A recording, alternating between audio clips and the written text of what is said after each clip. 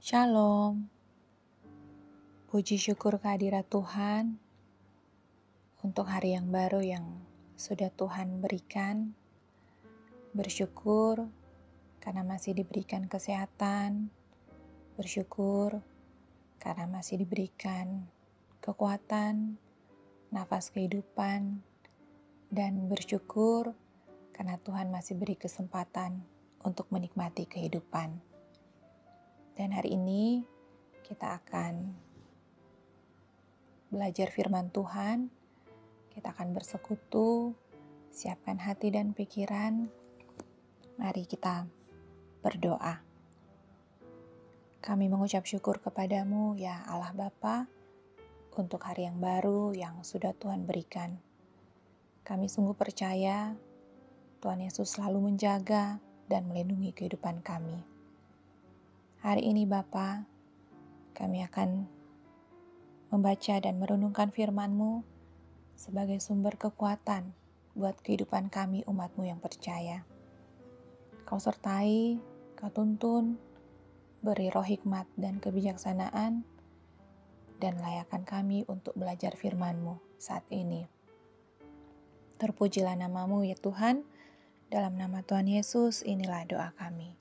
Amin. Pembacaan firman Tuhan kita pada saat ini, pada hari ini, diambil dari Perjanjian Baru 2 Korintus 10 ayat 7 sampai ayat yang ke-9. 2 Korintus 10 ayat 7 sampai ayat yang ke-9 yang isinya adalah sebagai berikut. Tengoklah yang nyata di depan mata kamu. Kalau ada seorang benar-benar yakin bahwa ia adalah milik Kristus, hendaklah ia berpikir di dalam hatinya bahwa kami juga adalah milik Kristus sama seperti Dia. Bahkan, jikalau aku agak berlebih-lebihan bermegah atas kuasa yang dikaruniakan Tuhan kepada kami untuk membangun dan bukan untuk meruntuhkan kamu, maka dalam hal itu aku tidak akan mendapat malu. Tetapi aku tidak mau kelihatan seolah-olah aku menakut-nakuti kamu dengan surat-suratku. Demikianlah pembacaan firman Tuhan pada saat ini. Tema renungan firman pada saat ini adalah kuasa memimpin untuk membangun, bukan meruntuhkan. Keluarga Kristen yang dikasihi dan diberkati Tuhan Yesus, cara Yesus Kristus melayani penuh kerendahan hati, kasih sayang dan belas kasihan. Meskipun memiliki otoritas sebagai anak Allah, Ia tidak datang untuk dilayani, melainkan untuk melayani dan memberikan nyawanya sebagai tebusan bagi banyak orang. Ia adalah gembala yang baik, memimpin dengan kasih, kelemah lembutan, dan pengorbanan diri. Teladan Yesus Kristus menjadi cermin bagi gereja dalam menjalankan otoritas rohani di era digital ini.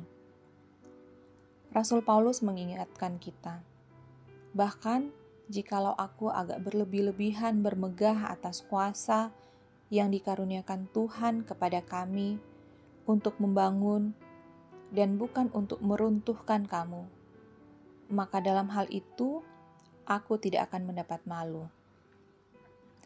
Paulus bermegah atas kuasa yang dikaruniakan Tuhan Allah kepadanya, karena kuasa itu digunakan untuk membangun jemaat, bukan untuk meruntuhkannya. Paulus bermegah bukan karena kuasanya sendiri, melainkan karena kuasa Tuhan Allah yang diberikan kepadanya untuk mengerjakan karya keselamatannya bagi jemaatnya. Ia bermegah karena dipakai sebagai alat dalam mengerjakan pekerjaan misi Tuhan Allah tersebut. Keluarga Kristen yang dikasihi dan diberkati Tuhan Yesus, di era digital, di mana informasi dan pengaruh mengalir deras, gereja memiliki otoritas rohani untuk mengajar dan mengembalakan umat.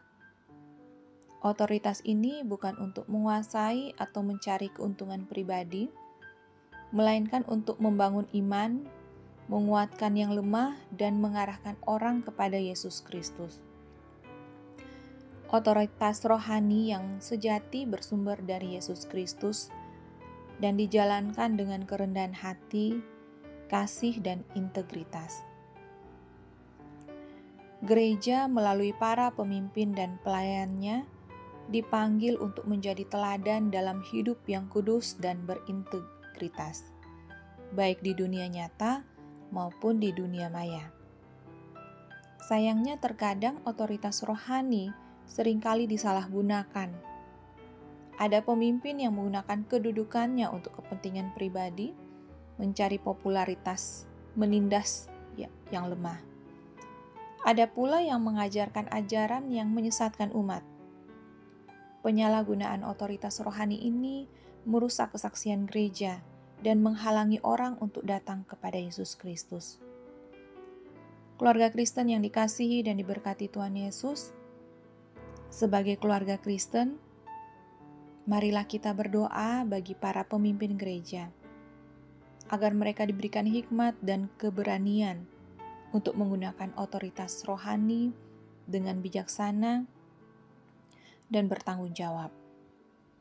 Marilah kita juga berkomitmen untuk menjadi umat yang taat dan mendukung para pemimpin dalam menjalankan tugas pelayanan mereka. Amin. Mari kita berdoa. Ya Tuhan Allah, berkatilah para pemimpin gereja kami, agar mereka dapat menjalankan otoritas rohani dengan bijaksana dan bertanggung jawab. Mampukan kami untuk menjadi umat yang taat dan mendukung mereka dalam menjalankan tugas pelayanan. Amin. Saudara-saudara yang dikasihi Tuhan, kita akan menutup ibadah kita dan terima berkat dari Tuhan. Kasih karunia Tuhan Yesus Kristus dan kasih Allah dan persekutuan Roh Kudus menyertai kamu sekalian. Amin. Demikianlah persekutuan ibadah kita hari ini. Tuhan Yesus memberkati segala aktivitas kita di sepanjang hari ini. Shalom, damai di hati.